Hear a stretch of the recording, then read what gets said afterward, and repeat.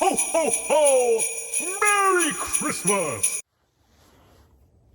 Good morning, everybody. This is Chris Boardwine with Davie County Diggers. I want to say hey to you and Merry Christmas. A couple days after Christmas, I hope Santa Claus was good to you.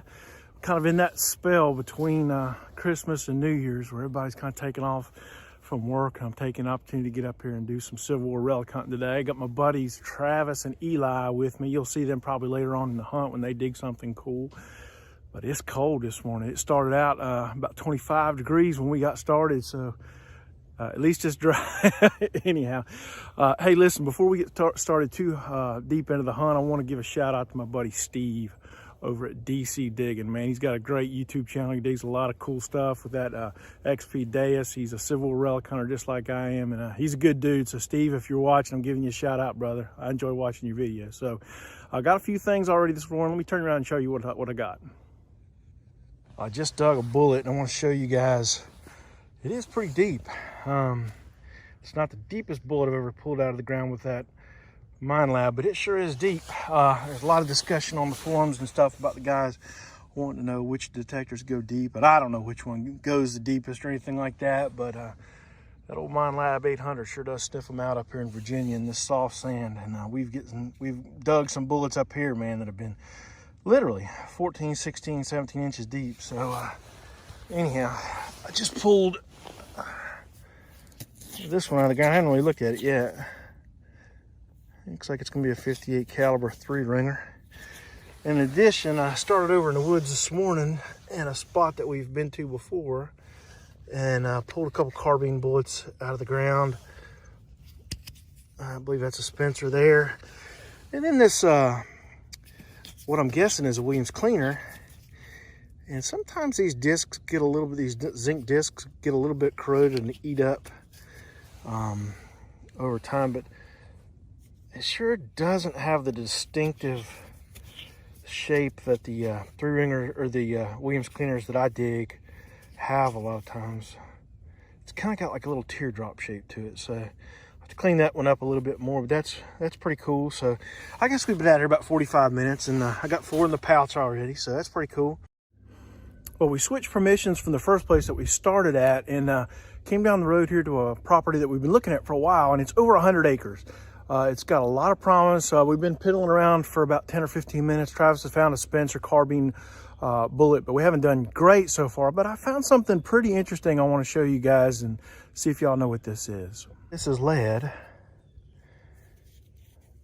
And I'm at a loss. I really don't know what to make of this. I dropped it on the ground. I mean, it's like the size of a dandy button, but yeah, it really doesn't look like a shank to me. I'm just not sure. It's pretty cool, whatever it is. If you guys know what that is, drop me a comment in the comments section. I'd love to find out what that thing is. I do believe it's got some age to it. Well, I came just a few feet over from where I just found that mystery lead object and flopped this out of the hole. As I was pinpointing, I saw it. I haven't even touched it yet.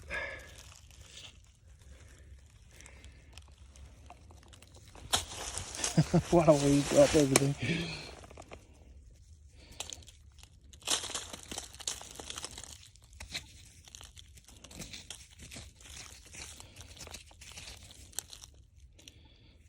Yeah. We'll do a little cleanup right back.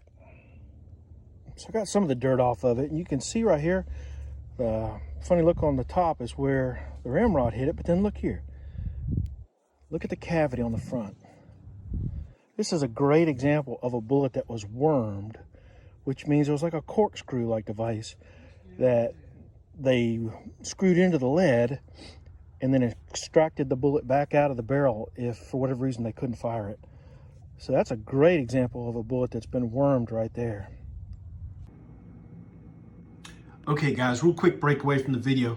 I wanted to show you exactly what I meant when I say worm. This is a worm that I picked up at a Relic show last year.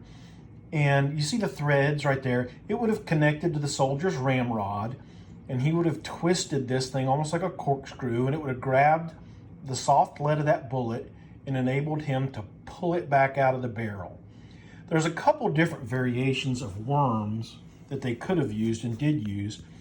And if you look inside this bullet where it was wormed, can you see the threads in there?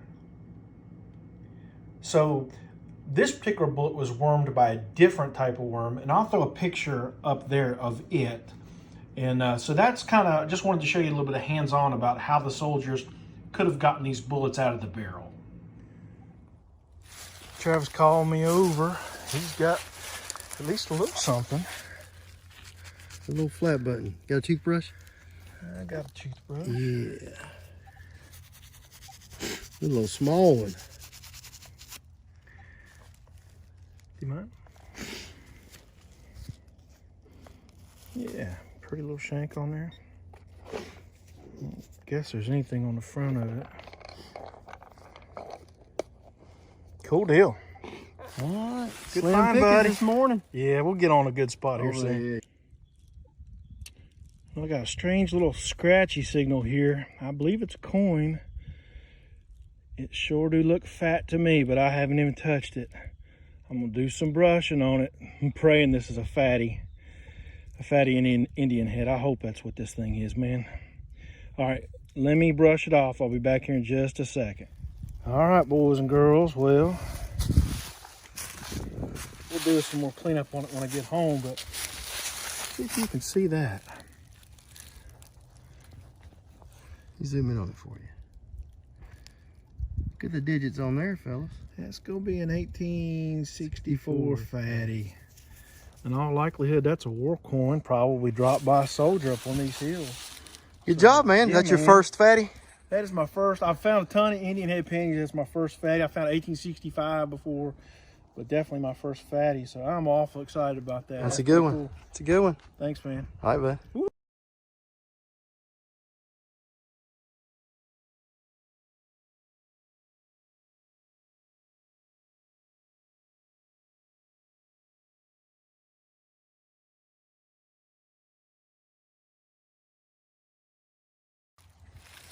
Well, y'all probably ain't gonna believe this, but I'll show you both coins back to back so you know we ain't joshing you.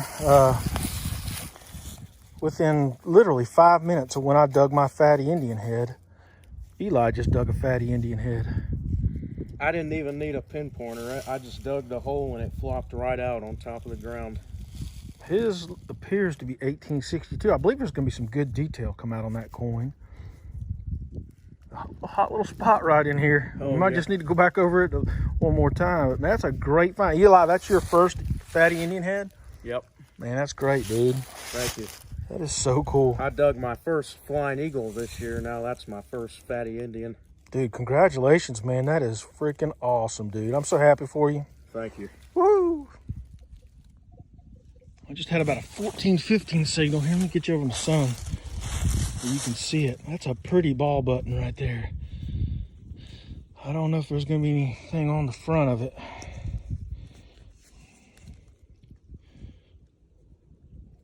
Doesn't appear to be. That's a really cool button right there, though. I will give it a wipe and see if there's anything on the front after I turn the video off. If there is, I'll come back to you. Pretty cool button. I can definitely say I've never dug one of these before. Old compass. Tell me which way the bullets and the cannonballs are. That's pretty cool.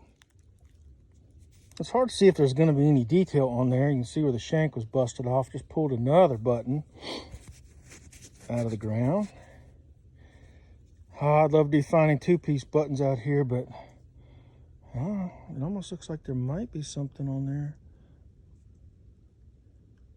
Are there numerals? It's hard to really tell. I've toothpicked it just a little bit, but I'll clean that up when we get home. Hopefully there'll be something on it. But hey, it's fun finding buttons. Well, I just pulled this heavily gilded button face out of the ground. There's no shank on it. The whole back is gone, and I don't really see anything on it. It's probably civilian, but it's just crazy how in this little area we found so many what appear to be civilian buttons. I don't know, it might have been an old home site or something in here, but hey, it's pretty cool. We'll take those any day. But I think we're going to move on. The bullets just weren't as strong in here. The Civil War relics weren't as strong in here as we'd hoped.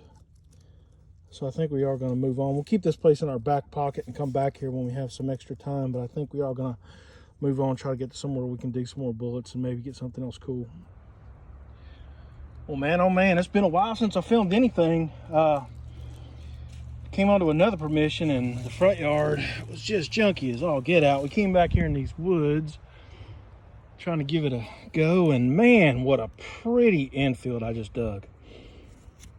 Confederate all day long right there. That is a pretty one.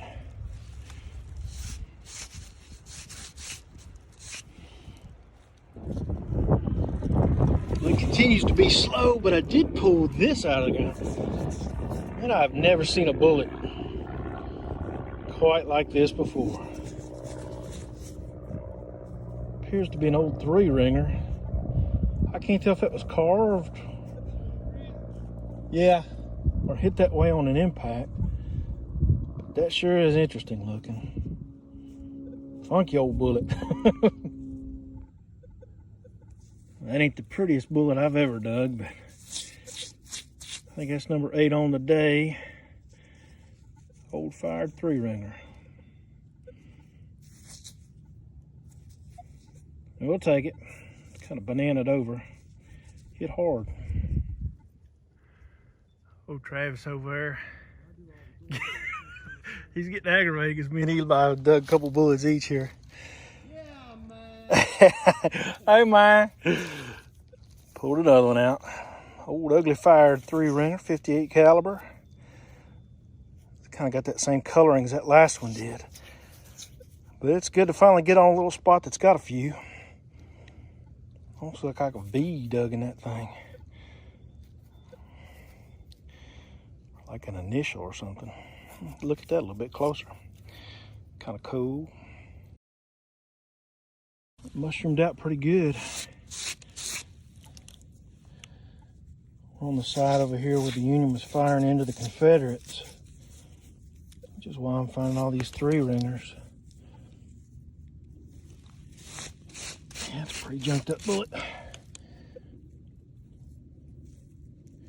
Never have found a bullet that's got the cross-checkered patterns where it hit like a soldier's uniform, where it hit that wool. I hope I never find one, to be honest with you.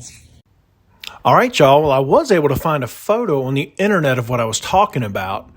Do you see in this picture the tight cross-checkered pattern on that bullet? That's where that soft lead struck a soldier's woolen jacket or his woolen pants.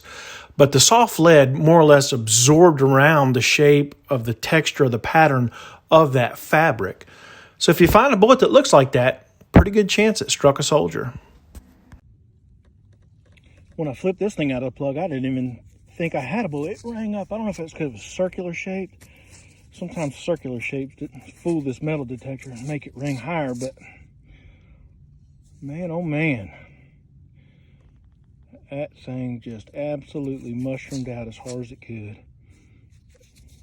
You want to see a little bit closer?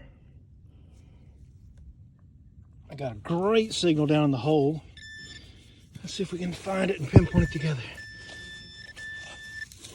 Ooh, I think I see it. Do you see it? There we go.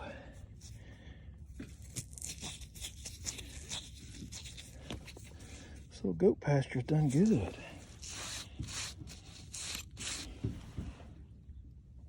Y'all can see the indention on top where the ramrod pushed the bullet down into the muzzle.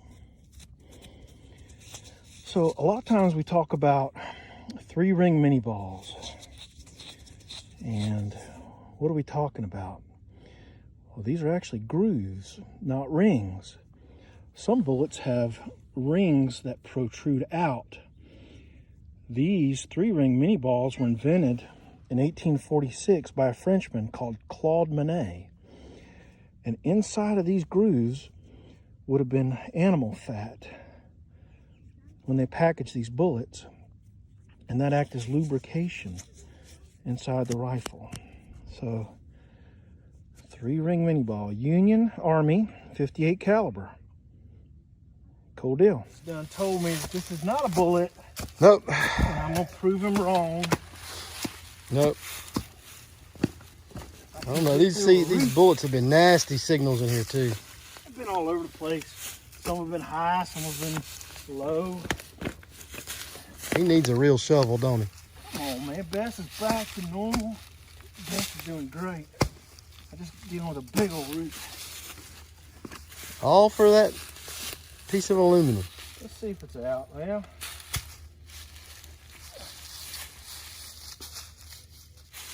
So you're on that upper edge, man. Still in the hole, man. I heard it. See, I'm wasting time here at dark, and I need 3 more bullets filming him. Come on, Travis. Be my boy. Film me. Yeah, I need to have 3 more bullets. You've already got your 10. Been a slow day. Yes, it has.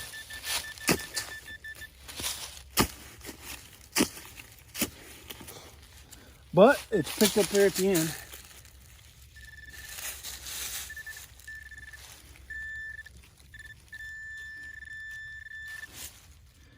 Dadgummit. Look at It's that. a nice one, too. I ain't filming you no more. Here, I got to go. Take this phone. I got to go dig bullets. This is what it gets like. Yeah, I get irritated because he makes me film him, and I can't dig bullets. Check this out. I gotta get my hands in there. Oh my goodness.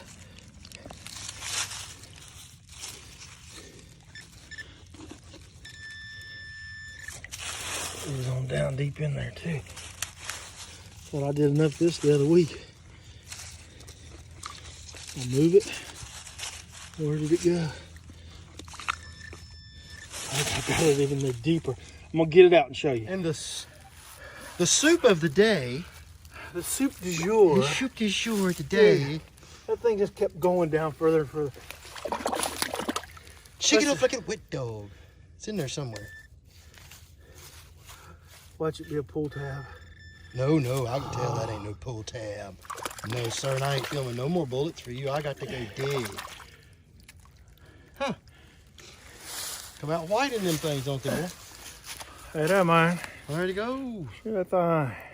Yeah, nice one. Thank you. Well, guys, another successful hunt is in the books. We had a great time today, even though it started slow. We kind of got onto it there at the end. Travis and Eli, they've hit the road. They're going to try to get one more permission before the end of the day. I think there's probably about 30, 45 minutes left of light, and they're going to try to get some more bullets. But I'm done. This will be my last hunt for 2020. And man, you talk about a successful year. I think I really did good. I'm happy. I'm blessed. I'm thankful. It was a really, really good year in terms of relics. So let me spin you around and show you what I got on today. So I ended up with 16 bullets. I showed you guys that real pretty infield. A lot of these are fired high impact bullets that I got today, kind of chewed up and nasty. This was something I'm still not sure about. It is lead. I don't think this is a bullet flattened out, but it sure does have me perplexed. I didn't show this on film, I don't think. If anybody knows what this is. Stop the presses. I know what this is now. This is a Civil War belt plate tensioner that would have allowed the soldier to adjust the length of his belt. And I didn't know that when I dug it. And matter of fact, it wasn't until I went to the Civil War show in Charleston this past week and I saw one in the display case, and I asked the vendor, I said, hey man, what is that? I just dug one, that he told me what it was. So I definitely will be going back to that same area and scoping it out a little bit closer, because that plate may very well still be in the ground out there. I'd be much obliged. And this was towards the end of the day when I was just trying to keep moving. So I don't think this is anything, but I'm going to keep it and clean it up when I get home. Found this Rains guide here. A pretty little ball button, the gilded button face, that old flat button. And yeah, so that's about it. Not a bad day, not shabby, especially when we started slow as we did. And then I guess for me, what'll be my find of the day will be that fatty Indian. Pretty happy with that. My first fatty. So yeah, 1864. And guys, as we go into 2021, I just want to thank everybody that's supporting the channel. You guys are wonderful to watch my videos. You comment, you leave like, you know, it just means a lot to me. And if you're one of those that enjoys watching Civil War content or metal detecting content in general, and you haven't already done so, go ahead and slam that like button and subscribe to my channel so that you get notified when I put out new content. I try to keep the videos pretty regular, 2-3 a month anyhow. So anyhow, we'll see you guys on the next hunt. Hopefully it won't be long. Happy New Year.